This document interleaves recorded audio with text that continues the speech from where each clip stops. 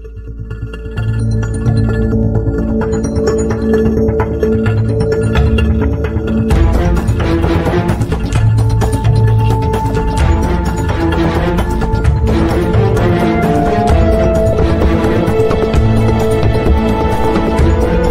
semuanya, ketemu lagi dengan Skandal Jepit.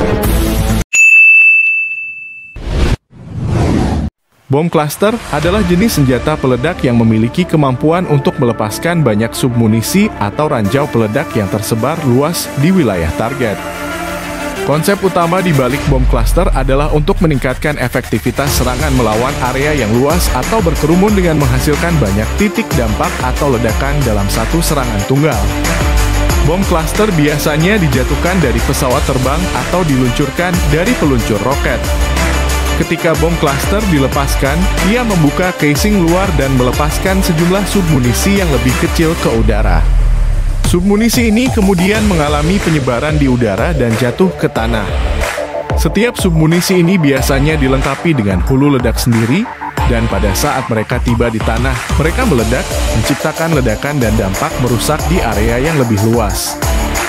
Keuntungan utama dari bom cluster adalah kemampuannya untuk mengatasi area yang luas dalam satu serangan, serta kemampuannya untuk mengganggu dan merusak pergerakan pasukan musuh atau perlengkapan mereka. Namun, ada juga kontroversi terkait penggunaan bom cluster, terutama karena submunisi yang tidak meledak dapat menjadi ranjau peledak yang berbahaya bagi warga sipil di daerah tersebut setelah konflik berakhir. Beberapa negara dan kelompok telah mengkritik penggunaan bom cluster karena efek merugikan pada warga sipil dan dampak lingkungan jangka panjang. Beberapa negara telah berkomitmen untuk menghentikan penggunaan bom cluster dan menghancurkan stok mereka. Meskipun demikian, ada negara yang masih melanjutkan pengembangan dan penggunaan bom cluster dalam operasi militer mereka. Bom cluster pertama kali ditemukan dan dikembangkan selama Perang Dunia II. Ide dasar di balik bom cluster adalah untuk meningkatkan efektivitas serangan udara terhadap target yang luas, seperti pasukan, perlengkapan militer, dan fasilitas logistik musuh. Pengembangan bom cluster dimulai selama Perang Dunia II. Inggris dan Jerman merupakan dua negara pertama yang mengembangkan senjata ini. Inggris mengembangkan bom cluster bom paprika yang dilepaskan di atas pasukan Jerman. Bom ini mengandung submunisi berbentuk tabung yang dirancang untuk memicu kebakaran di area target. Operasi Menu adalah kampanye yang diluncurkan oleh Amerika Serikat selama Perang Korea untuk menghancurkan fasilitas militer dan infrastruktur di Korea Utara. Pada operasi ini, bom cluster M28 Amerika Serikat digunakan secara luas. Ini adalah salah satu penggunaan besar-besaran pertama bom cluster dalam konflik. Penggunaan bom cluster menjadi lebih umum selama Perang Vietnam. Amerika Serikat menggunakan bom cluster dalam jumlah besar untuk mengganggu pasukan dan pasokan musuh. Salah satu tipe bom cluster yang terkenal adalah bom cluster BLU-3 bom bunga yang melepaskan berbagai submunisi seperti bunga di udara sebelum mereka meledak di tanah. Penggunaan bom cluster berlanjut dalam konflik-konflik berikutnya, seperti Perang Teluk tahun 1990 sampai dengan 1991 dan Perang Irak tahun 2003 sampai dengan 2011. Namun, penggunaan bom cluster semakin dikritik karena dampak negatifnya pada warga sipil dan lingkungan. Penggunaan bom cluster telah dikaitkan dengan sejumlah efek buruk yang signifikan, terutama terhadap warga sipil, lingkungan, dan masyarakat secara umum.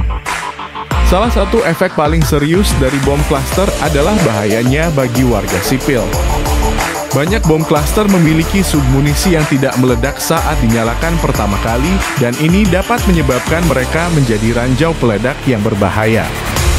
Anak-anak sering kali tertarik pada benda-benda yang tampak seperti mainan. Dan ini dapat menyebabkan insiden serius atau fatal ketika mereka menyentuh atau bermain dengan submunisi yang belum meledak.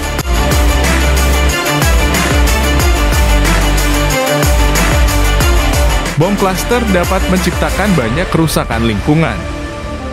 Ledakan bom cluster dapat merusak hutan, lahan pertanian, dan area lainnya, mengganggu ekosistem alami dan menghambat pemulihan lingkungan setelah konflik berakhir. Submunisi yang tidak meledak juga dapat mencemari tanah dan air, membahayakan kehidupan hewan, dan mengganggu sumber daya alam. Dampak ledakan bom klaster juga dapat merusak infrastruktur sipil seperti jalan, jembatan, bangunan, dan fasilitas umum lainnya. Ini dapat menghambat upaya pemulihan pasca konflik dan mempengaruhi kehidupan sehari-hari masyarakat. Submunisi yang tidak meledak dari bom klaster dapat tetap aktif dan membahayakan masyarakat setelah konflik berakhir. Ini dapat menghambat upaya pembangunan, pengembalian pengungsi, dan pemulihan wilayah yang terkena dampak konflik. Dalam beberapa kasus, penggunaan bom klaster dapat melanggar hukum humaniter internasional. Bom klaster dapat menyebabkan penderitaan yang tidak perlu bagi warga sipil dan dianggap tidak proporsional dalam beberapa situasi. Pada 2008, Konvensi Oslo tentang bom klaster mulai berlaku. Konvensi ini bertujuan untuk mengatur penggunaan, produksi, transfer, dan penghancuran bom klaster serta mendorong negara-negara untuk menghentikan penggunaannya.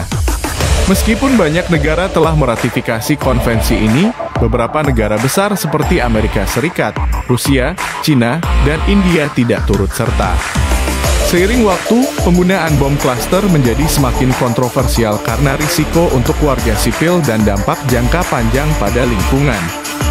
Banyak organisasi non-pemerintah dan hak asasi manusia yang berjuang untuk menghentikan penggunaan bom klaster sepenuhnya.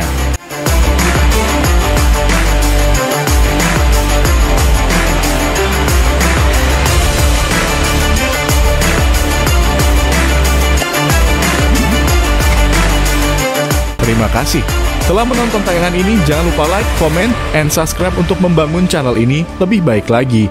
Wassalam.